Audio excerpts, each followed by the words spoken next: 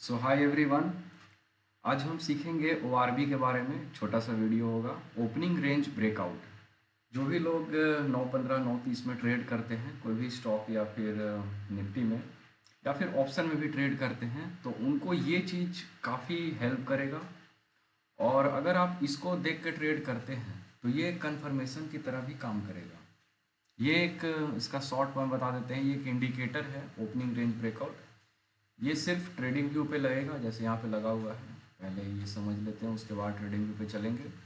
और आप बाकी जो प्लेटफॉर्म यूज़ करते हो, जैसे जीरोधा हो गया, अपस्टॉक हो गया, तो ये सब में ये नहीं लगेगा ओ आर बी का कैसे यूज़ करना है और ये क्या है, आइए इसको शॉर्ट में हम समझते हैं। तो ओ आर बी का फुल फॉर्म होता है ओपनिंग रेंज ब्रेकआउट। तो इसका मतलब क्या हुआ? सपोज मार्केट यहाँ पे ओपन हुआ 500 पे। ठीक है, मार्केट यहाँ पे ओपन हुआ 500 पे और इसका हाई गया ये 510 और लो गया इसका 490। ठीक है, इसमें टाइम फ्रेम पे भी आएंगे कि 5 मिनट का टाइम फ्रेम कब यूज़ करेंगे, क्योंकि देखिए नॉर्मल चीज़ सबको पता होता है कि ओ आर बी क्या है। मेन इसमें मैटर करता है कि कौन सा टाइम फ्रेम पे आपको ओ आर बी लगा के देखना है। तो अभी हम नॉर्मल ऐसे ही समझ लेते हैं, उसके बाद टाइम फ्रेम पे आएंगे। तो 500 पे प्राइस ओपन हुआ, हाई इसका गया 510 और इसका लो गया 490। और ये प्राइस कहीं ना कहीं फिर जाके 505 पे ये क्लोज कर गया। ठीक है, राइटिंग के लिए सॉरी, बट समझने का कोशिश करिएगा, बहुत ही पावरफुल इंडिकेटर है ये। 505 पे ये जाके क्लोज कर गया और ऐसा कैंडल बनाता है। तो इसको हम लोग कहेंगे ओपनिंग रेंज। ठीक है, इसको हम लोग कहेंगे ओपनिंग रेंज। क्या हुआ कि मान लीजिए कि सपोज 15 मिनट के टाइम फ्रेम पे, एग्जांपल 15 मिनट के टाइम फ्रेम पे हम निफ्टी का लगाए हुए हैं चार्ट, और ये होता है इस टाइप का, या कोई भी स्टॉक पे ओपनिंग रेंज। अब जैसे ही, इतना आप समझ गए। अब देखिए, इतना सबको पता होता है, लेकिन अब आता है मेन चीज कि इसमें हम ट्रेडिंग डिसीजन कैसे लें। हाँ, इसमें ट्रेडिंग डिसीजन हम कैसे लें? तो यहाँ पे देखिए, जैसे ही मान लीजिए कि ये, देखिए इसमें दो तरह से ट्रेडिंग डिसीजन ले सकते हैं। सबसे पहला कि प्राइस ओपनिंग रेंज को ब्रेकआउट करता है एक परफेक्ट कैंडल बना के, पूंछ से नहीं। मान लीजिए कि अगर ये ऐसे बना पूंछ और ये इस टाइप का कैंडल बना, कोई भी स्टॉक कोई भी टाइम फ्रेम पे आप देख रहे हैं, तो इस ये वैलिड नहीं होगा, ये कभी नहीं, इसमें आप ट्रैप हो जाइएगा। वैलिड होगा कि पूरा तरह से ब्रेक किया, चाहे इतना ही छोटा ही पूछ क्यों ना बना, ऐसा टाइप का। लेकिन ओपनिंग रेंज को ये मान लीजिए कि 510 से ये लगा दिया 512 513 इस टाइप का, तो यहाँ पे हम समझ जाएंगे कि यहाँ पे प्राइस का ब्रेकआउट हो चुका है। अगर दो कैंडल का वेट करते हैं यहाँ पे इस टाइप का, तो यहाँ पे एक बहुत ही अच्छा कन्फर्मेशन हो जाएगा। अगर आप ज़्यादा इंटेलिजेंट है तो एक कैंडल पे भी ले सकते हैं, लेकिन दो कैंडल हमारा कन्फर्मेशन होगा और फिर प्राइस वहाँ से कहीं ना कहीं ऊपर चला जाएगा। सेम नीचे में भी होता है, ओपनिंग रेंज ब्रेकआउट भी कर सकते हैं, ब्रेकडाउन भी कर सकते हैं, कि प्राइस नीचे में ये तोड़ दिया और उसके बाद प्राइस फिर वहाँ से नीचे चला जाएगा। ये हो गया पहला चीज़ कि हम इसको मैनुअली देख रहे हैं, बिना, मान लीजिए कि अब हम इसमें ट्रेडिंग व्यू में अभी हम आएंगे कि इंडिकेटर लगा के तो देख रहे हैं, लेकिन मैनुअली सबसे बेस्ट रहता है बिना इंडिकेटर के आप अगर कर रहे हैं तो ये पहला चीज़ समझ गए हैं कि प्राइस को या तो दो कैंडल नीचे में तोड़ना है या दो कैंडल ऊपर में तोड़ना है, तब हम मानेंगे कि ब्रेकआउट हो चुका है और वहाँ से हम ट्रेड एक्सक्यूट करेंगे। उसके बाद इसमें एक चीज़ समझने के लिए और चीज़ है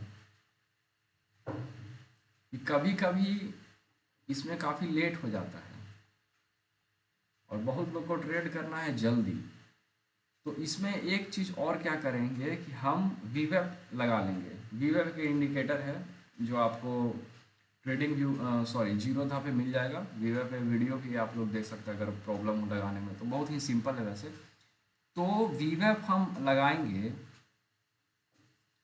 और इसको जैसे यहाँ पे ये हाई है, यहाँ पे ये लो है, तो इसको हाई और लो नहीं लेके हम इसको हाई और लो लेंगे। जैसे ये हमारा हाई हो गया, ये हमारा लो हो गया। मतलब कि जो प्रॉपर कैंडल बना हुआ है, पूंछ को नहीं प्राइस को देख के हाई है। देखिए ये दूसरा केस है, ये थोड़ा रिस्की हो जाता है, इसमें एसएल भी आपका हिट होगा, लेकिन अगर आप करना चाहते हैं तो इसको ट्राई कर सकते हैं। तो हम यहाँ पे सबसे पहले वीवेप का लाइन लगा लेंगे, मतलब वीवेप को लगा लेंगे और उसके बाद इसका हाई और इसका लो हम एक लाइन ड्रॉ कर लेंगे। और जब अगर इसका हाई ब्रेक कर दे सेम तरीके से, पूछ से नहीं कैंडल से, या फिर यहाँ नीचे में ब्रेक हो जाए प्राइस, तो हम वहाँ पे ट्रेडिंग डिसीजन अपना लेंगे वीवेप को एसएल मान के। वीवेप को एसएल मान के हम वहाँ पे अपना ट्रेडिंग डिसीजन लेंगे। समझ रहे हैं? यहाँ पे प्रॉब्लम बस यही होगा कि हमारा 10 में से 2 बार 3 बार कभी कभी एसएल जाएगा, लेकिन एसएल यहाँ पे बहुत ही छोटा रहेगा। और अगर आप रिस्क वर्सेस रिवॉर्ड के पॉइंट ऑफ व्यू से देखते हैं तो यहाँ पे काफ़ी अच्छा हो सकता है। और अगर उसके बाद प्राइस इसके ऊपर भी निकल गया, तब तो आपका कंफर्मेशन हो गया पूरा कि हाँ उस दिन ऊपर ही जाएगा मार्केट। इतना चीज़ समझ गए? अब देखिए कहीं ना कहीं इतना चीज़ मार्केट में सबको पता है, ओपनिंग रेंज क्या है, ओपनिंग रेंज ब्रेकआउट क्या है। सबसे बड़ा बात इसमें आता है कि टाइम फ्रेम, कौन से टाइम फ्रेम को हम यूज़ करते हैं, कब यूज़ करते हैं। तो 5 मिनट का टाइम फ्रेम, 10 मिनट का टाइम फ्रेम, 15 मिनट का टाइम फ्रेम, 30 मिनट का टाइम फ्रेम, ये हो गया हमारा फर्स्ट कैटेगरी। और दूसरा कैटेगरी हमारा आ जाता है 1 hour time frame, 2 hour time frame, 3 hour time frame, 4 hour का टाइम फ्रेम। जब भी हम 5, 10 या 15 मिनट के टाइम फ्रेम को यूज़ करेंगे ओआरबी में, तो इसमें हमको देखना है, तो इसमें हमको यही देखना है कि price previous day super candle बना है कि नहीं, या फिर गैप अप लिया हो। सुपर कैंडल क्या होता है? सुपर कैंडल आपको देखिए मतलब ऐसा कैंडल बन रहा है, छोटा कैंडल छोटा कैंडल छोटा कैंडल, और एक बड़ा सा कैंडल बन जाएगा, या फिर रेड या फिर ग्रीन। तो इसको हम लोग सुपर कैंडल कहते हैं कि मतलब सुपर कैंडल 4-5 कैंडल को एक कैंडल ब्रेक कर दे, ठीक है। तो या तो सुपर कैंडल बनाया हो, मतलब प्रीवियस डे सुपर कैंडल बनाया है इसके पिछले दिन जिस दिन हम ट्रेड कर रहे हैं, या फिर गैप अप लिया हो। गैप अप का मतलब क्या होता है? गैप अप का मतलब ये देखिए यहाँ पे जब 3/15 में 21 जनवरी को मार्केट बंद हुआ तो गैप अप लिया, ठीक है। तो ये गैप अप हो गया, gap up and gap up trade and gap down trend पे भी वीडियो आएगा। तो गैप अप लिया है, समझ रहे हैं? तो या तो ये हम कब यूज़ करेंगे? जब 5 मिनट, 10 मिनट, 15 मिनट का ओआरबी को हम लगाएंगे, तब कि प्रीवियस डे सुपर कैंडल बना है और उसके बाद गैप अप लिया है, तब हमारा वैलिड होगा।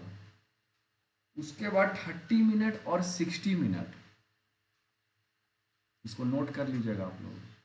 अभी ग्राफ पे आएंगे तो और ज़्यादा क्लियर हो जाएगा। 30 मिनट और 60 मिनट, 30 मिनट 60 मिनट का हम तभी यूज़ करेंगे जब रेजिस्टेंस के पास हो या पाइवट के पास हो या प्राइस वाइज वहाँ पे रेजिस्टेंस बना हो। रेजिस्टेंस, पाइवट, ये सब को एक्सप्लेन किया जाएगा, तो इसमें हड़बड़ाने का बात नहीं है। बस जो बता रहे हैं अभी थोड़ा मोटा मोटी इसको समझने का कोशिश करिए। रेजिस्टेंस के पास हो या प्राइस वाइज रेजिस्टेंस बना हो या फिर कोई पाइवट के पास हो, तो वहाँ पे हम 30 या 60 मिनट का यूज़ करेंगे, या फिर बॉलिंजर बैंड के पास, या फिर 20 या 50 ऐसे में। इसको आप नोट कर लीजिएगा, जितना चीज़ बताएं सबको एक एक करके एक्सप्लेन करेंगे। अब सबसे लास्ट आता है कि 2 आवर, 3 आवर और 4 आवर, ये सब टाइम फ्रेम को हम कब यूज़ करेंगे ओआरबी में।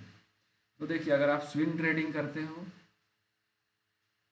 तब आप यूज़ कर सकते हैं, या फिर बीटीएसटी करते हैं, एसटीबीटी करते हैं 2-3 दिन के लिए, तब आप यहाँ पे 2-3-4 आवर का यूज़ कर सकते हैं। तो आइए अब हम इसको समझते हैं। यहाँ पे ट्रेडिंग व्यू ओपन है, तो ट्रेडिंग व्यू पे हम सबसे पहले तो इसको हटा देते हैं ओआरबी को, कुछ लोग को लगाने में दिक्कत आएगा। जैसे ही कोई चार्ट लगाएंगे तो उसके बाद इंडिकेटर में जाना है, और इंडिकेटर में जाके हमको टाइप करना है ORB।